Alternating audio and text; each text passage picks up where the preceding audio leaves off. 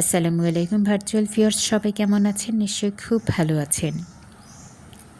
কলা কেটে ঘরে নিয়ে আসছি। একটু ম্যাচিউরড হবার আগেই কেটেছি।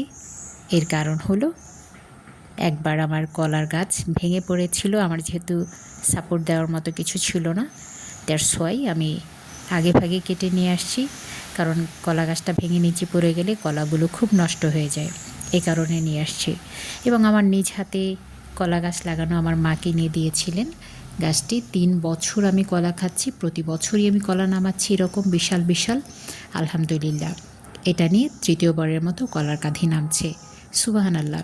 সেই জন্য বললাম, আমি তো কলা কখনো চাষ করিনি, কিন্তু আমি ইউটিউব ঘেঁটে গুগল ঘেঁটে আমি দেখেছি কীভাবে কলা চাষ করতে হয়। এবং আমি কোনো রকম স্প্রে ছাড়া, মজার ব্যাপার হচ্ছে কোনো রকম স্প্রে সার এগুলো ছাড়াই এত চমৎকার কলা নামাতে পেরেছি, একেবারে অর্গানিক উপায়ে।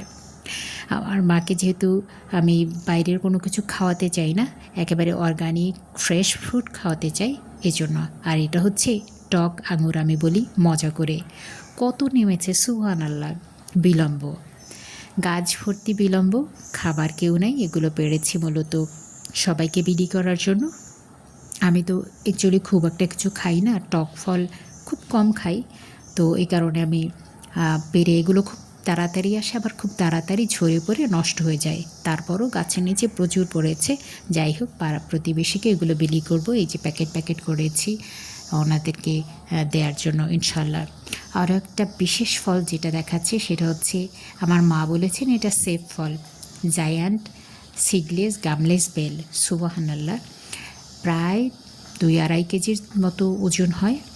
তো এটার ভেতরে কিন্তু আটি খুবই কম, এবং আঠা যেটা থাকে, আটি কম থাকলে তো নিশ্চয়ই আঠাও কম থাকবে সেরকম, এবং সুস্বাদু, একদম আইসক্রিমের মতো। সুবহানাল্লাহ, এটার মানে এটার গুণাগুণ বলে শেষ করতে পারবো না। যে খেয়েছে একবার সেই এটার স্বাদ বুঝতে পারবে। সুতরাং আপনি চাইলে আপনার ছাদ বাগান হোক, আপনার যদি একটু জায়গা জমি থাকে, গাছ লাগান, অলস বসে থাকবেন না। আমার আরও কিছু সবজি নামিয়েছি, সেটা হচ্ছে পেঁপে। অ্যাকচুয়ালি আমি বসে থাকতে খুবই অপছন্দ করি। শুয়ে বসে থাকলে আমার শরীর ব্যথা করে, কিন্তু মজার ব্যাপার হচ্ছে কাজ করলে ভালো লাগে।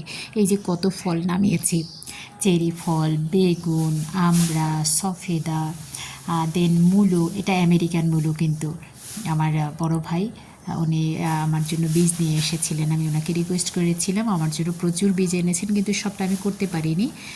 কিছু কিছু এখন আমাকে করতে হবে, আমার টাইম ছিল না। তো যাই হোক, আমি টমেটোও কিন্তু আছে। আর এটা হচ্ছে থাই সফেদা। আপনি যদি ছাদ বাগান করেন তাহলে অবশ্যই একটা থাই সফেদা রাখবেন ফল হিসেবে। আমার কাছে মনে হয় এই গাছটা দেখতে যেমন চমৎকার, এটার বেয়ারিং কিন্তু অসম্ভব ভালো।